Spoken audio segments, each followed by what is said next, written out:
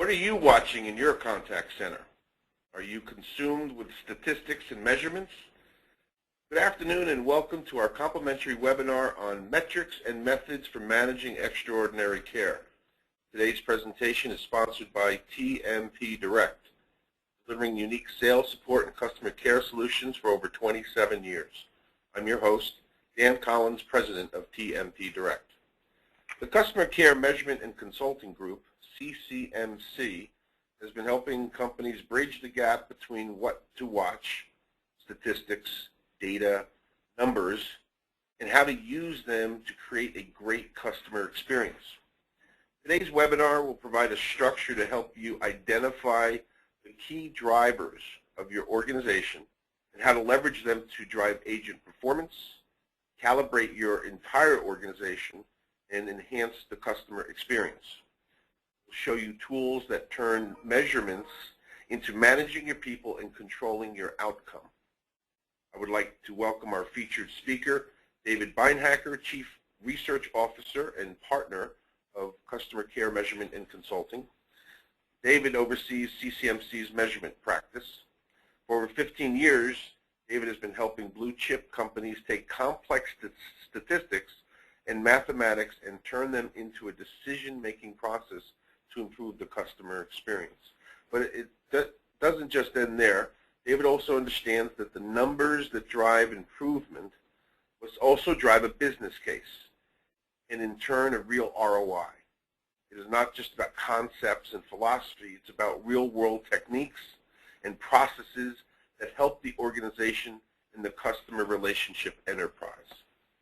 As a result of today's presentation, you will go home with a fresh perspective on using analytics to manage your team, impact your customer experience, and drive your business. Additionally, you will receive a copy of today's presentation. This will be followed by a brief survey asking for your feedback on today's discussion, preparation for the next webinar in our series. Just a couple of housekeeping items. The presentation will take about 45 minutes. We will reserve the last 15 minutes for questions. See on the screen where you can submit a question. If you have one that you'd like to ask during the presentation, please feel free at any time. Hopefully we will get to all your questions. If not, we will include them in our follow-up.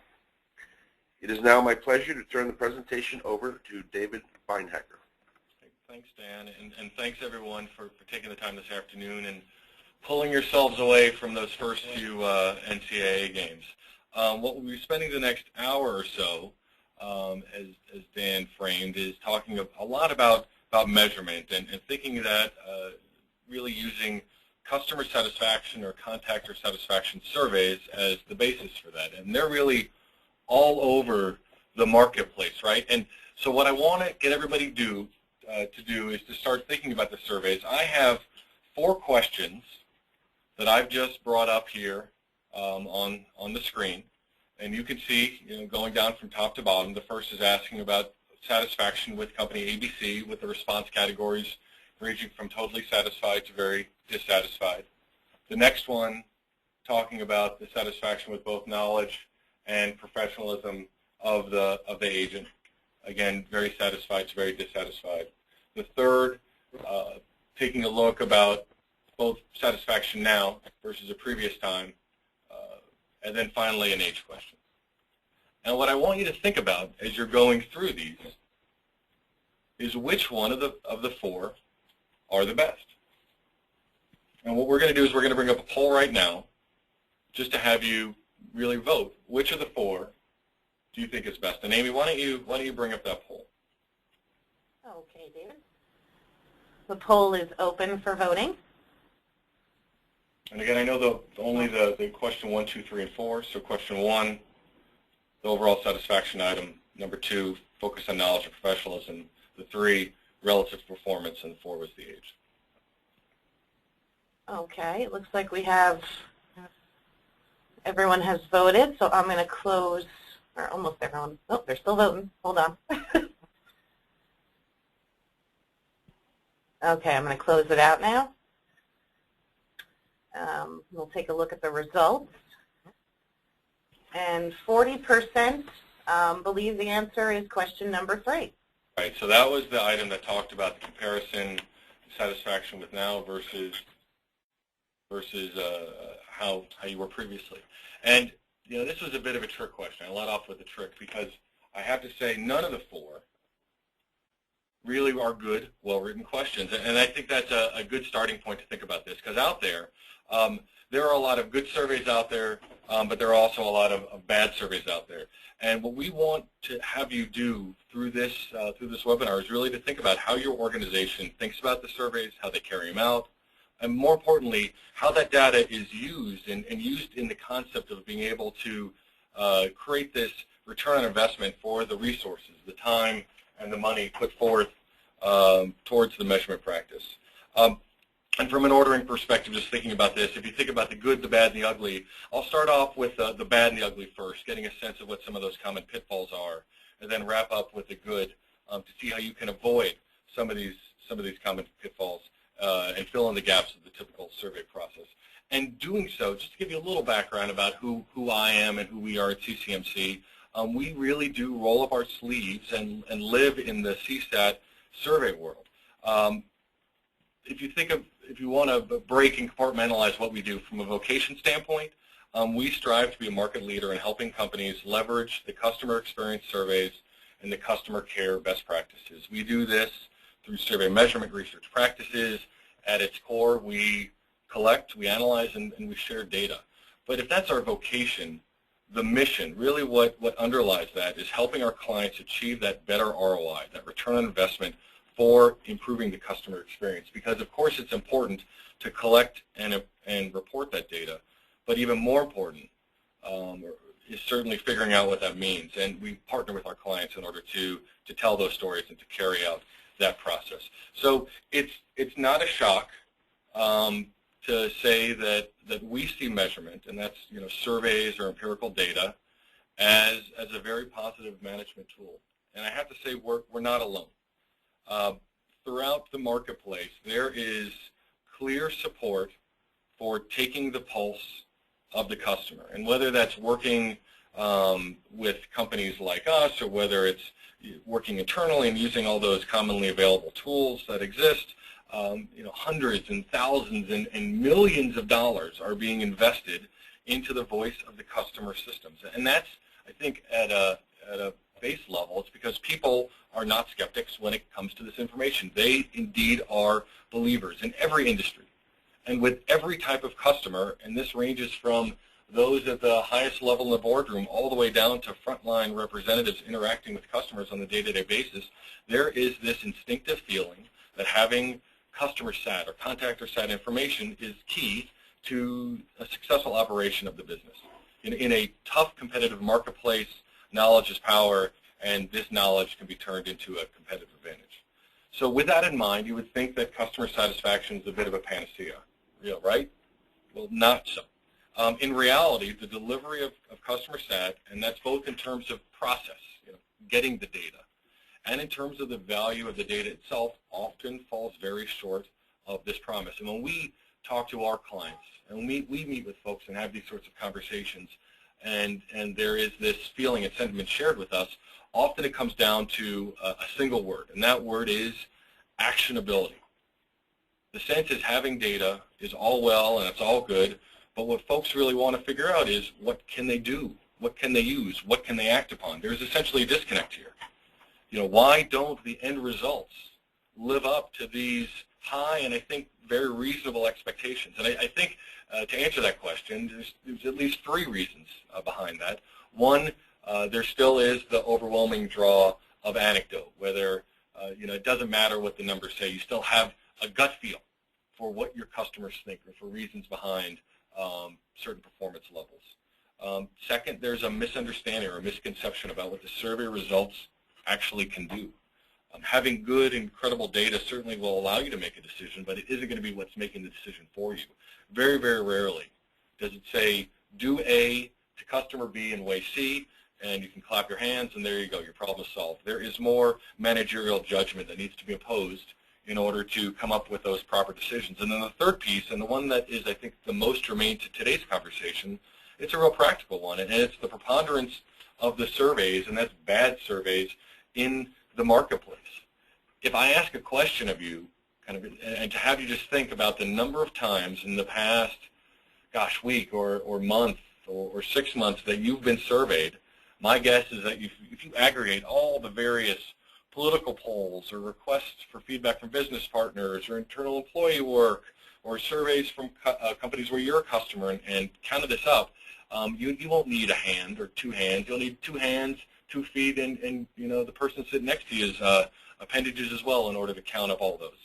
But if you also count the number of times that request for information either ended up in your spam folder, your deleted items, or you screened that call, or you took that survey, crumpled it up, and put it right in the trash, my sense is that number won't be too far different from the number of times it's being reached out. And that's because there's all these surveys that are going out there, but are the surveys being done right? And unfortunately, the answer is usually no. It's this perfect storm. Collecting information is a snap. You have all of the tools available to you, and people assume just because I can get information easily, I know what to ask, and I know how to ask, and that's just not right. So in the marketplace, there are too many bad surveys, and they're collecting suspect data that companies can't use properly. The premise certainly is there, but when the rubber meets the road, there's this breakdown. And here's some of the reasons why. With all due respect to David Letterman, let me quickly look at, I've called them this, stupid survey tricks or 6 common pitfalls to good research practices. Number 1, the helper. This is where the surveyor coaches for higher scores. Everybody knows what that's like when you go and get your oil changed and the mechanic comes out and essentially fills out that survey for you. Certainly no good research practice there, and great data, useful data isn't going to be collected.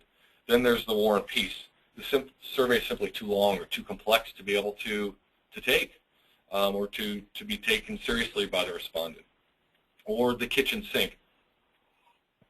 This is where you may have a survey that you're conducting, and then all of a sudden somebody in a cubicle over hears about that, and they talk to somebody in an apartment down the hall, and all of a sudden it's this omnibus survey, this Frankenstein, that each individual piece may be good, but collectively there's no cohesive part to the survey as a whole. Or from a process standpoint, the roadblock, where the design of the survey won't let you progress in a respondent-centric point of way.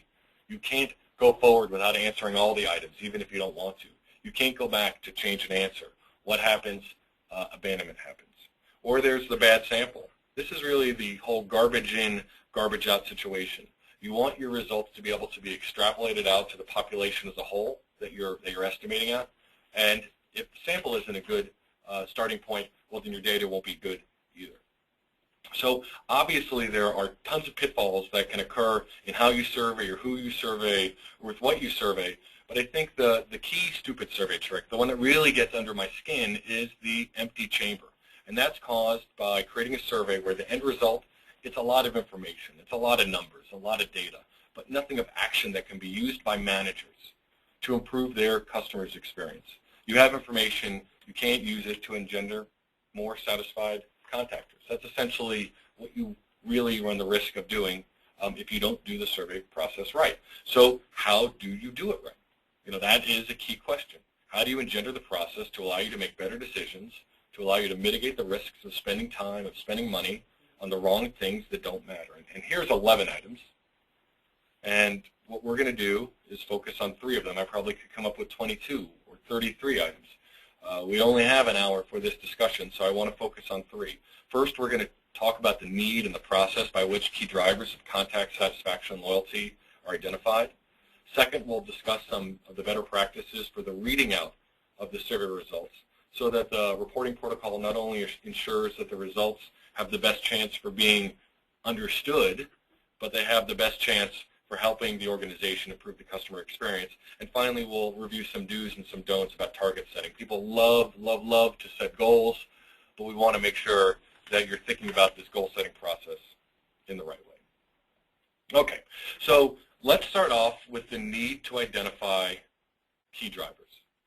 And in doing so, I'd like to point out, the initial concept is, and this is an unfortunate thing, that initially when you look at your results, there likely will be no clear-cut or minimal clear-cut overarching findings at the very start of the process.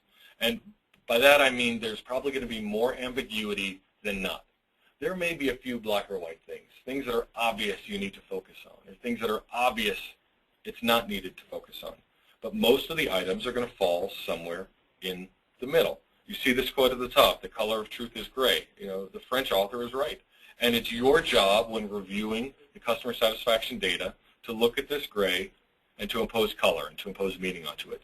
And that's where you can run into a trap. You can be instinctively like the Indian proverb about the blind men and the elephant, and they each feel one part. They feel the tusk, they feel the tail, they feel the trunk, and they don't get the full picture of what the story is saying.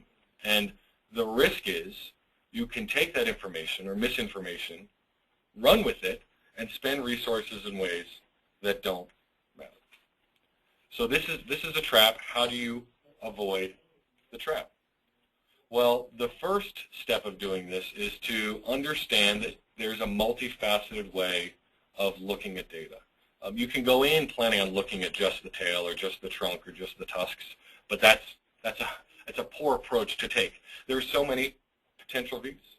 You have satisfaction or dissatisfaction with your customers or the contactors with the various components of what you're trying to measure. And you have whether or not they experience questions or experience problems with these same components. And if they did they contact you about that? And what was that contact handling experience like? And what's the damage caused by the result of those contacts and the resulting contact handling experience? There are competitive ratings where you're comparing your performance against others in the same industry. There's importance both in terms of stated as well as an underlying statistical derived importance. And finally, you're not just limited to a single point in time. You know, many surveys are asked year over year, quarter over quarter, day over day, week after week, so you have longitudinal views of the data as well. So it should be clear there are many, many, many moving parts here. And to complicate things even further, a data point does not equal a data point, does not equal a data point. You want to look at all of these components. You want to see how all of these components converge to get the true story, but you need to understand that some things matter more than others. If you think of yourself as a chef, you need to mix the right ingredients, you need to mix them in the right proportions, and you need to do so at the right time for the end product to be this, the good, tasty end product. And so how to do that? Well, to simplify this, I think there's a two-step process. Step one, carrying forward that same analogy, everything to do with the ingredients. If you're going to have an effective survey measurement tool, you need to ensure that those diagnostic components, those things that are more actionable of the particular relationship that you're trying to measure, are what actually matters to the key outcome measure. Because if you don't, you may have fine, valid data, but it's not data that's necessarily going to help you actually manage to improve the customer experience. If we're talking about ROI, this can lead to a negative ROI in terms of what you're going to be spending, given the fact that there is not a great connection between the two. And let me give you a tangible example of what I mean. So we had a client, it was an association, who came to us, and they had been conducting a survey on their own for a few years, and what they were finding were their results were ineffective. And by that I mean they had good quality data, but the story that their data was telling had nothing to do with the reality of their membership, which was a declining membership base. So on one side, they actually had pretty good survey results. On the other, they were seeing their roles shrink over time. So they asked us to take a look at their survey, and we looked at the instrument, and what we found was, looking at the survey, there were 3 outcome measures, the most important which was overall satisfaction. With the association, they had 20 diagnostic measures, but there was a weak connection between those diagnostic measures and the outcome measure. They were detached in the sense that as the satisfaction rose and fell with these diagnostic measures, the more granular, the more actionable measures, the overall satisfaction would not necessarily rise and fall. There was this weak predictive impact. They did not have a tool that allowed them to take action to improve their customers' experience. It was just a bad tool to measure member satisfaction. So what happened? We helped them rewrite their questionnaires. It wasn't a great shake-up structurally, but it was a revisiting. Some items were removed, some were added, some were tweaked. And what happened next? the predictive impact of the questionnaire rose, and it rose by nearly threefold. Now nearly 2/3 of the variability in satisfaction, that means how, it rising and falling, could be explained by these more granular, more specific, and easier to act upon diagnostic measures. That tool that had been weak all of a sudden gave this organization a real slate of powerful items on which to act. So this is something that you can apply to your contact center experience as well. I mean, imagine that the vast majority of a questionnaire you're using to measure contact handling satisfaction is focused on the ease of contacting the center. Finding the contact center details, or the IVR, or hold time, or messengers, or recordings played while folks wait, but didn't have a lot to do with the agents or the response provided. Well, you may have a great instrument, but that great instrument measures that one key access component and doesn't necessarily measure the overall contact handling aspect in full. And having this assessment of are the right items included certainly is that key first step. And when you do, and when you have the right items to work on, what next? What's the next step? And this gets us back to this concept that not all data is created equal. You don't just need to see what the numbers are, but you want to see how they converge and then begin to prioritize based on that convergence. And here's an example from a study that we recently conducted, a post-contactor survey. You see one key outcome measure, overall contact handling satisfaction, 25 diagnostic measures that cover all aspects of the contactor's experience, from ease of accessing to the rep they spoke with, to the response they receive, any escalation, things along those lines. And it was a real-world, comprehensive view of the contact handling experience. And through this survey, we found a number of pieces of information. Here are 4 that we're going to go through. And if you think again about this concept of prioritization, so working from left to right, first we provided the respondents with a list of all these items, and we asked them to say, gosh, what do you think is most important? It was a straightforward, pick the top 2 that you felt were the most important, and of the 25 attributes, 10 were selected by at least 1 in 10 respondents, and you can see these items are circled. And you may say, well, gosh, we asked them. They told us what's important. That's where we should focus, right?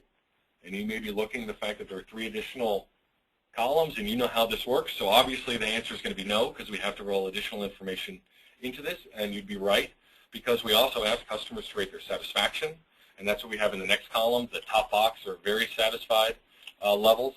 And you can see at the very bottom, on average, it's 62%. So what some organizations do, they take that squeaky wheel approach, and they say, okay, we know where average is, we know it's below average, and what's below average? And we found 10 attributes that were at least 5 percentage points off the average. And gosh, what we would want to do is to focus on those items that we're not doing so well on. And you see it in sometimes there is convergence between direct importance and below average satisfaction. Not always. So are these the areas to focus on? Again, no, you want to take a fuller view. And the next thing we do, and I think even more important in the concept of everything not being created equal, is running some more statistical complex tests like multiple regression to see what actually is that statistically significant predictor of overall contact handling satisfaction. You see this in the column where the areas that were identified as a yes aren't just important, but there is a strong statistically significant relationship between performance in those areas and performance overall. And interestingly, here we start to see some deviation. The best example is timeliness. If you take a look, it's row 5 in the response grouping. Very high direct importance, right at the top. Very low satisfaction. But is it important? Does it matter? Not necessarily. If you took a look at the first 2 columns and said, you know what we need to do? We need to make things quicker.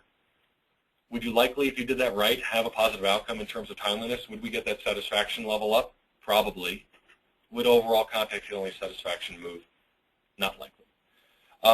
But then finally, because this is really a first cut, I like to use the example, well, gosh, the yes, no.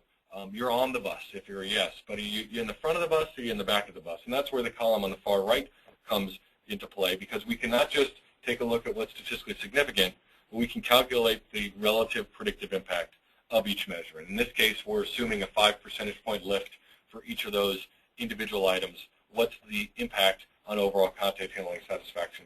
And you can see there's a range from about 0.2 of a percentage point all the way up to 1.5 percentage points. And by taking a look at all these, you can start to see certain items really pop out, where there is convergence or consistency, where initially starting off on the far right, the things that really matter significantly, and then working our way to the left to also get a sense from a contextual standpoint, does it have high degrees of direct importance? Does it have high degrees of, or high levels of satisfaction or low levels of satisfaction? So you can take those next steps, begin to action plan, and figure out what to do. David, we have a question from the audience I'd like to pose at this point, because this is a very interesting chart, and the question is directed to this chart. Regarding the focus on ROI, what combination of the attributes in these 4 columns will drive your actions? Is it all, you take all these columns into effect? I guess the question is, let's use, for example, the I got what I asked for in the number 1 in the 4th section down on the list. I got what I asked for says, well, 24% of the people said that is at the top of our list. It's really important. This instance, the next column says, well, 53% were satisfied, so that's below average.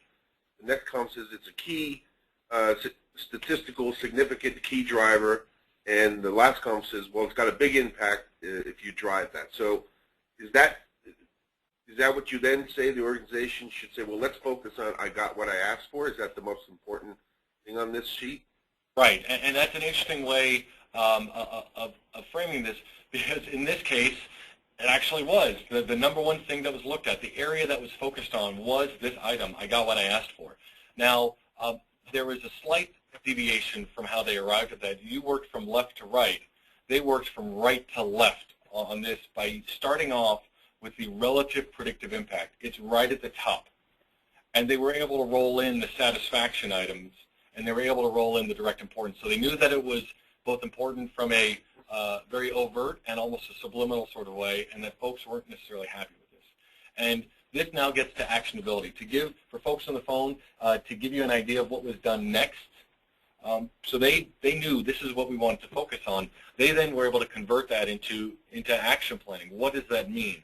And they actually gathered additional data, because I got what I asked for can mean a lot of different things, and they implemented a follow-up question to assess this further, because there can be a number of things that folks are getting or not getting, and they had a list of, gosh, I want to say it was about 15 items. Some were monetary in terms of goodwill, getting checks, getting coupons. Others were non-monetary, ranged from apologies, thanks for business, opportunity to vent, or the basic answers and explanations. And what was interesting, what this organization found through this were I think 3 things. Number 1, people were not unreasonable. They were not overwhelmingly asking for stuff. The amount of people who asked for things like coupons, and that was what their expectations were going into the contact experience, was no more than 1/3 or so of the contactors. Number 2, what they also found, there was a number of things that they were doing even better. They were going above and beyond some customers' explanations for offering thanks for businesses and offering apologies.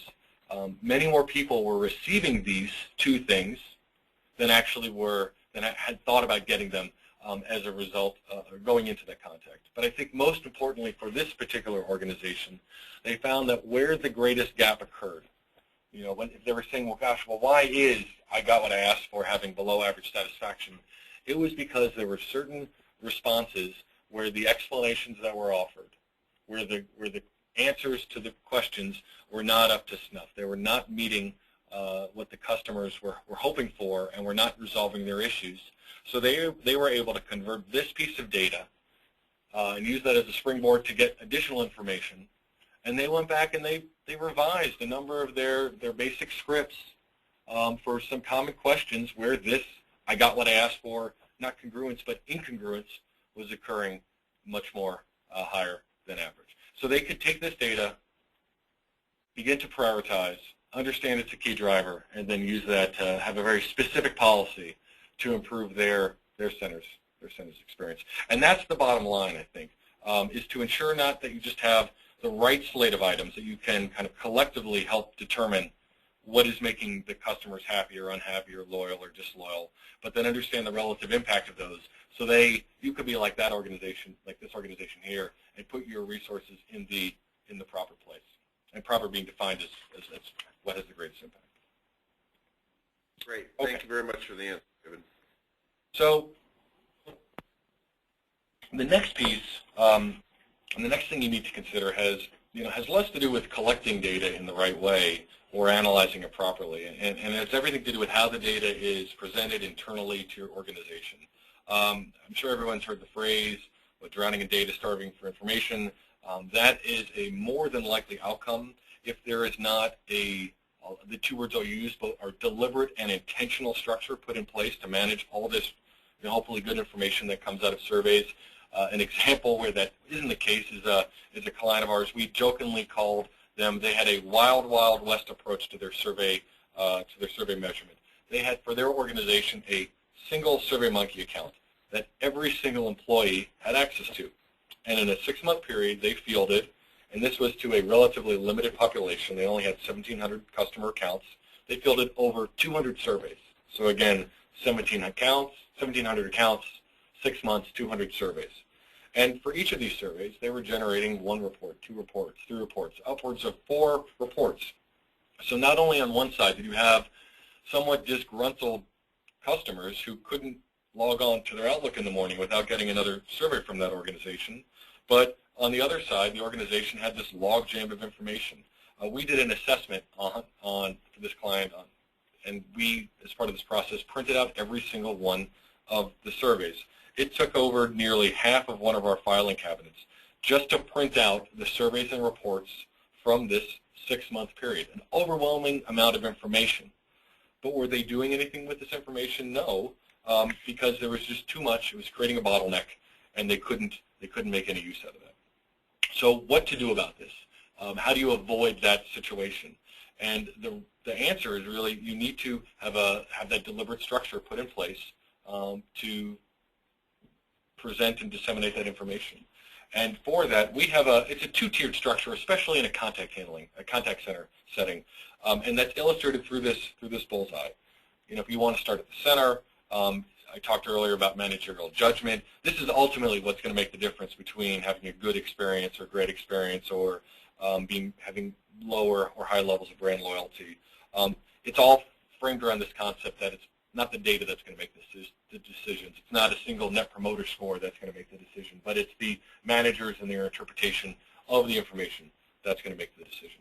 But to get to that managerial judgment, going through the process of getting to the center of the bullseye, bringing in more and more information to help you improve the precision and accuracy of the decision is what you want to do.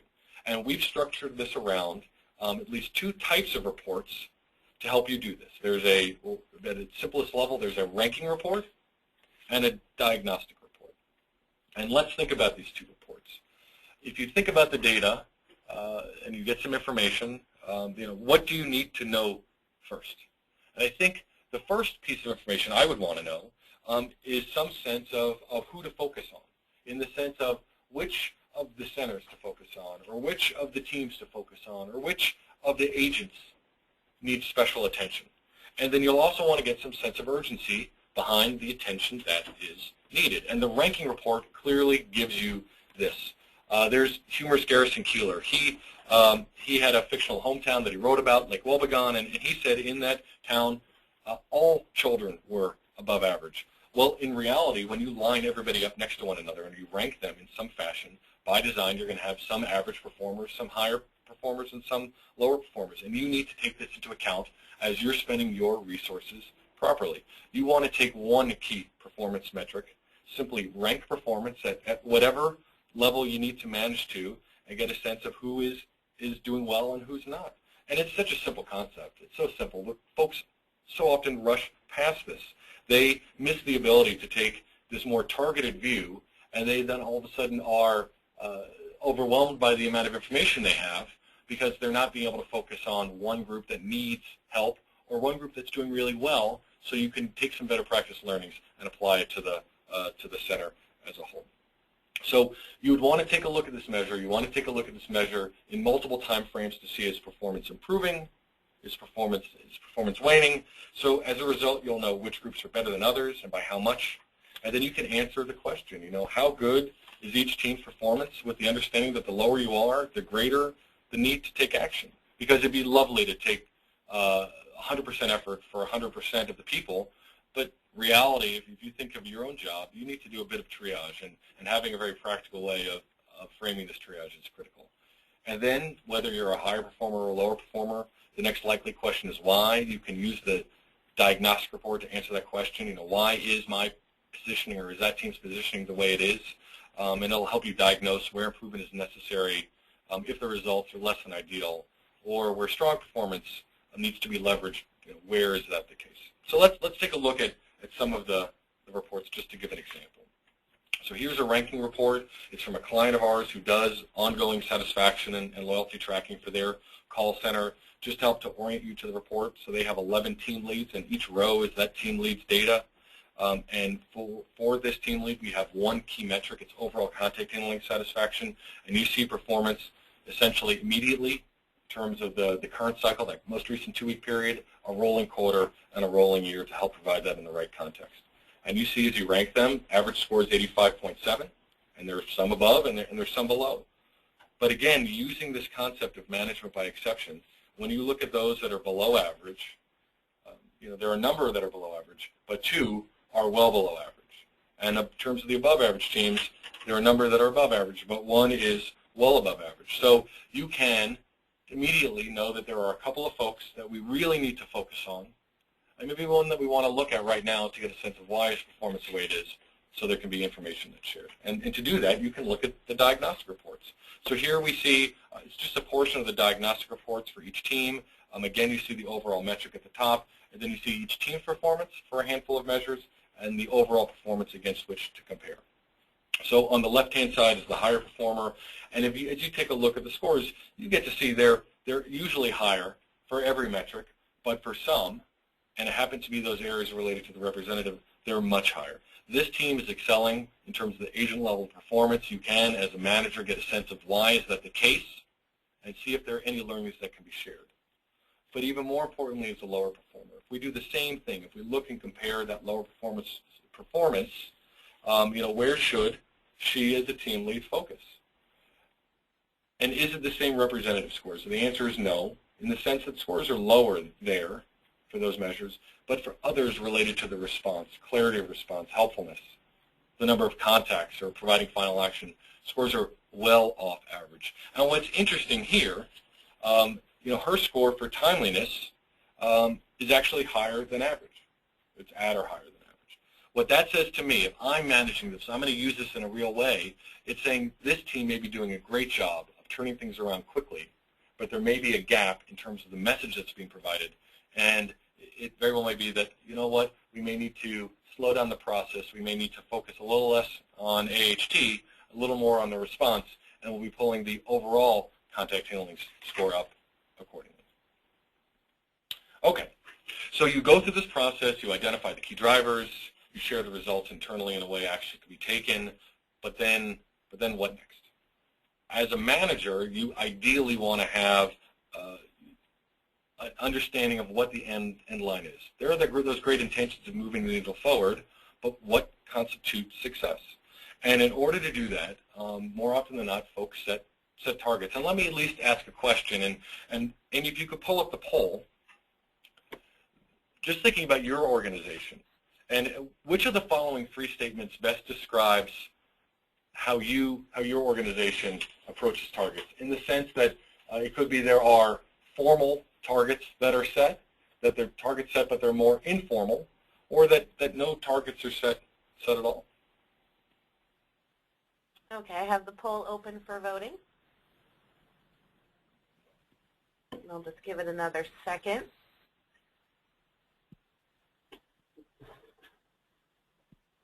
Okay, and I'm going to close the, oh, wait, we're still voting. Okay, all right, I'm going to close the poll, and I'll share the results. And over 50% said the organization is setting targets and they're formal. 33% is setting targets, but they're more informal in nature. But the vast majority are setting targets in one way, shape, or form. And the key question Correct. is, how are these targets set? Because it's our experience that this process is often pretty haphazard. The way I like to describe it, it's as if, someone goes out, they lick their finger, they put it in the wind, they see which way the wind's blowing, and voila, target set. Or I'm sure you've all been part of this process. Folks love even numbers or numbers that can be divisible by 5. So you know what? We're at 81. Well, we got to get to an 85, or we need to get to a 90 over the next 6 months, something along those lines. Or there's the statement, we need to set targets in a way that is statistically significant. That phrase is often used. And that's often said without really knowing what that means. And the end result is targets can often be as illogical as not in being proper. You don't want to end up with something too high. That could be a demotivator. They're simply too far out of reach, or something too low. They're just not credible to be seen as anything but sandbagging. So what we have is a series of best practices to help standardize the target setting process. And you can almost think of it as a series of questions you need to ask and answer to go through this process. The first would be, what metric should the target be based on? And there are a couple ways to think about it. The first is, will the target be based on a single item or a group of items? We've seen both used and both used successfully, but all else being equal, I think the simpler approach is better. In the sense that often when you have multiple measures, when you have a composite measure, there can be the instance or the occurrence of a situation where you have some scores going up, some scores going down. The end result is a bit of mush, and nobody really knows what's going on, or there's a lot of finger pointing involved. But more importantly, you need to have measures with teeth. The target metric really needs to be based on those measures that influence the strategic relationship with the customer. We were working with an organization recently who had a target setting process. They had a composite in place, and of all the measures, if you think about that key driver slide, only one of the 6 that they used in their composite had anything to do with the bottom line. And the end result was not so good. We revised their process, we recalibrated. It was a single measure, it was an overall measure, and all of a sudden they had marching orders from the top down, and they really could drive improvement using this number as the end result. The second piece, it's often used, helping use the data drive your decisions of what the targets are. Everyone's heard about the need to delight customers, right? That's a nice, clean phrase that's used often in the marketplace, and it certainly sounds good. And for some folks, it matters. For others, it doesn't. And here's an example of what I mean. Here are the results from 2 companies we worked with, and for each of these, we broke up their contact handling satisfaction into 4 groups. Delight at the top, satisfaction, being mollified, essentially what you've done is acceptable, and then dissatisfaction because of what was done or wasn't done. And for each of these, you see the resulting loyalty from the 4 buckets. The company on the right, do they need to delight? Yes, there is a true payoff for delight, a difference of nearly 30 percentage points in loyalty when you had your expectations exceeded versus not. But company A, is expectations exceeded higher? Sure. 2 percentage points, enough to focus delight as your outcome measure? Likely not. You need to have an understanding of what the measures are in order to set the targets properly. Okay, so you have your metric. You've determined that the metric needs to be, numerically expressed in the right way, and what sort of goal and focus you need to have. But then, how will those goals be calculated? You can potentially generate a single goal to shoot for, or you can generate a range of goals, and there are pros and cons for each. Certainly, for the single objective, it's good, simply put, because it's simple. You're at X, get to Y. You can't be any clearer than that. However, you're to some degree putting all your eggs in one basket, and that does open you up to those pitfalls about possibly having the number too high or too low. A better approach we found, where it engenders greater buy-in, is a tiered, targeted approach. Initially, you have a threshold. That represents maintenance in performance. You could even allow for some slippage of scores to allow for some statistical variance, but it is essentially we're as good tomorrow as we are today. Then there's the target goal. That's the expected improvement, significant enough to be meaningful and still achievable, about 50% chance of achieving that target, but a good midpoint. And then finally, there's the stretch goal, that would be thought of as real transformational change, enough so that you only want to have 10, 15, 20% chance of it actually being achieved. And while this more complex view certainly is, it is broader, but it's broad enough to engender, I think, greater initial buy-in and then sustained buy-in, because you're not just looking for the target. You're reaching for the stretch, or if you're falling below the target, you don't immediately disconnect because you still have to rise above the threshold. So that's the approach that you would want to take. But framing around all those target setting processes, there's still 7 items that we think you need to consider when you're actually calibrating what those numbers are. And at first, you have to think about what the maximum score should be. If you're starting out and working on a 100-point scale, then the decision of what your goal is certainly should be different if you're currently at a 50 than if you're currently at an 85. As you approach 100 with the diminishing marginal returns, you can anticipate smaller and smaller gains. You need to take that into consideration. You need to think about typical change for an organization. We had a client whose leadership decided at the year end their target should move from where they currently were at a 72 up to an 80. Remember that nice round number. They wanted to be at 80. They had never moved on a year-to-year basis any more than 1.8 points. They were not going to hit their targets. They were not going to jump 8 points when, for the previous 10 years, they had never moved more than 2. You need to have a sense of them. You'd want to have a sense of what the all-time highs and what the all-time lows are. If you're approaching one of those 2 levels, you'd want to adjust accordingly. If you're nearing your low, having a greater target is much more meaningful or much more reasonable. Once you're approaching your all-time high, that's where all of a sudden the smaller maintenance gains could be something you'd be focused on. Number 4, you want to take a look how scores are trending. If you've been doing really well over a sustained period of time or doing really poorly over a sustained period of time, it should impact how you view your targets. Number 5, you need to calculate these targets in a real-world setting and not in a vacuum. And by that I mean we have an organization we worked with where they are about to go convert from a private institution to a public one, and they understand that their key constituencies on which they set their targets based on their opinions, it's going to have a big impact.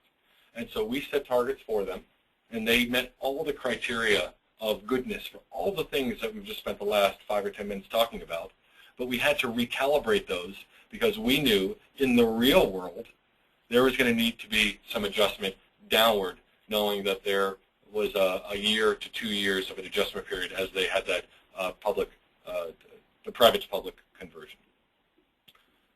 6, while we talked about statistical significance, and I don't want it to dismiss it outright, understanding that when there is data and what that data and that change, how that drives the statistical significance in terms of 95% degrees of confidence should go into the considerations and should go into discussion.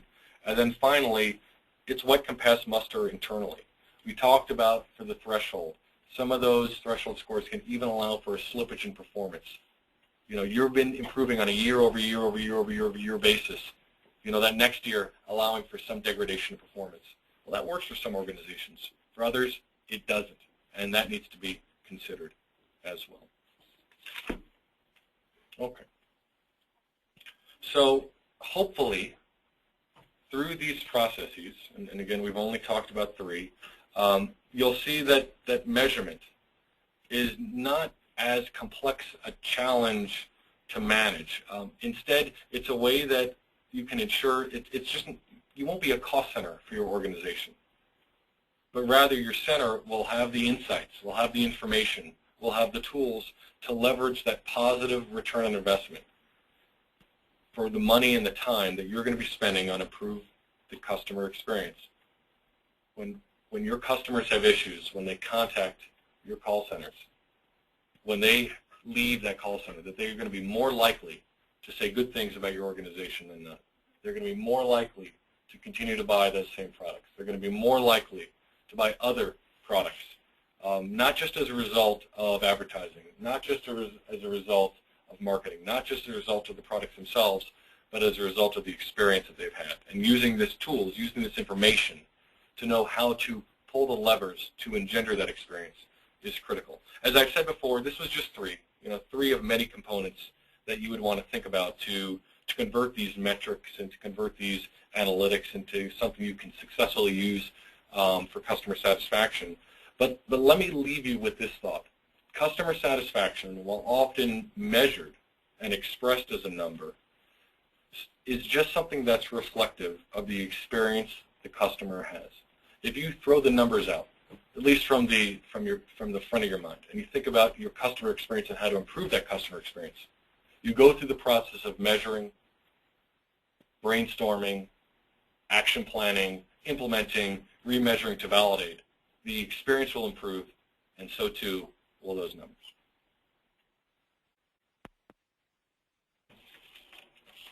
Thank you, David. I appreciate your time. Dan, were there any questions from? Yes, we do have some questions. That was a terrific presentation. From a personal standpoint, I know sometimes you do a lot of surveys and for our clients, and you get overwhelmed with statistics and numbers, but you certainly laid out a plan that when they're well designed and they're properly interpreted, they could be a powerful driver of performance and how that impacts the customer experience. And that's really the focus of today, and that's the focus of some questions to drill down into some detail.